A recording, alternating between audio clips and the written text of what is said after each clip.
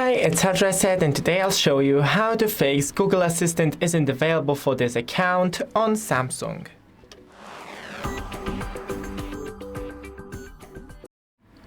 So first, before choose your search engine, you will have the issue. Then just go back to the Wi-Fi network and disconnect with current network or just use the other one. Now type in the wrong password, go back and click skip and skip.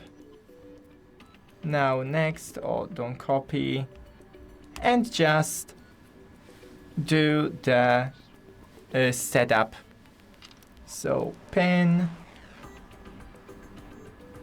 use anyway. Okay, we're almost there.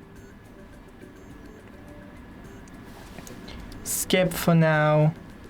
Of course, if you want this options available, then just enable it. Finish, and that's it. Thanks for watching. Don't forget to leave a like and see you in the next one.